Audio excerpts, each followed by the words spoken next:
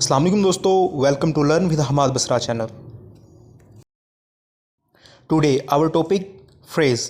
आज हम देखेंगे फ्रेज़ क्या होता है और इसकी कितनी काइंड्स हैं, उनको डिस्कस करेंगे हम। सबसे पहले हम देखते हैं फ्रेज़ क्या होता है। It is a group of words having definite meaning but not have subject to predicate and complete meaning. तो ये ग्रुप ऑफ वर्ड्स है जिसका मीनिंग तो होता है लेकिन एक तो कंप्लीट मीनिंग नहीं होता और दूसरा इसका सब्जेक्ट और प्रेडिकेट प्रॉपर नहीं होता। जैसे for example early to bed. इसके बाद हम देखते हैं फ्रेज़ की टाइप्स। तो there are 6 types: adjective phrase, adverb phrase, noun phrase, prepositional phrase, phrase of apposition and absolute phrase. तो नेक्स्ट हम इसको डिस्कस करते हैं। सबसे पहले हम देखते हैं एडजेक्टिव फेज। एडजेक्टिव फेज क्या होता है? When group of words without having subject and predicate, मतलब लफ्ज़ों का ऐसा मजमूआ जिसके पास सब्जेक्ट और प्रेडिकेट अपना ना हो but does the work of an adjective, लेकिन एडजेक्टिव के तौर पर इस्तेमाल हो। For example, he is a man, वो एक इंसान है, ऑफ ग्रेट नोबेलिटी। तो यहाँ ग्रेट नोबेलिटी जो है वो एडजेक्टिव फ्रेज है। Life is not a bed of roses, तो बेड ऑफ रोजेज जो है एडजेक्टिव फ्रेज है। नेक्स्ट है हमारे पास adverb phrase. When group of words without having subject and predicate does the work of an adverb, लफ्ज़ों का ऐसा मजमूआ जो सब्जेक्ट और प्रेडिकेट ना होते हुए भी एडवर्ब का काम करे वो एडवर्ब फ्रेज कहलाएगा। जैसे Ali ran with great speed, यहाँ विद ग्रेट स्पीड जो है एडवर्ब फ्रेज है। और Hamza walked with slow speed, तो विद स्लो स्पीड जो है ये एडवर्ब फ्रेज है।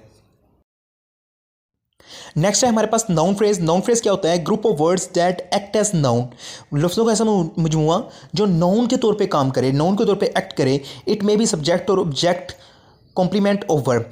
तो मतलब ये क्या है? ये कॉम्प्लीमेंट करेगी सब्जेक्ट और ऑब्जेक्ट को, मतलब सब्जेक्ट की प्लेस पे भी हो सकता है और ऑब्जेक्ट की प्लेस पे भी हो सकता है। देख लेते हैं।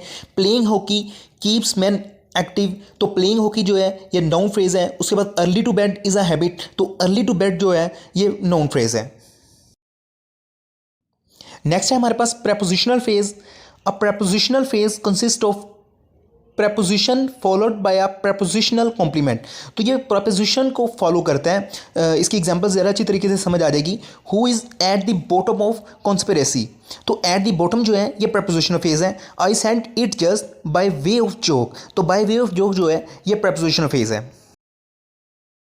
नेक्स्ट है हमारे पास phrase in apposition. If we join two sentences with the help of defining clause, तो डिफाइनिंग क्लास को यूज़ करते हुए अगर हम दो सेंटेंसेज को आपस में जोड़ेंगे तो फेज इन एपोजिशन कहलाएगा। जैसे कायदे आज़म द फाउंडर ऑफ पाकिस्तान, तो ये द फाउंडर ऑफ पाकिस्तान कायदे आज़म को डिफाइन कर रहा है, तो ये डिफाइनिंग क्लास है। Was born in Karachi. Next है my brother very genius stood first in examination, तो वेरी जीनियस जो है ये फेज इन एपोजिशन है। नेक्स्ट है हमारे पास एब्सोल्यूट फेज। एब्सोल्यूट फेज को नॉमिनेटिव एब्सोल्यूट भी कहते हैं।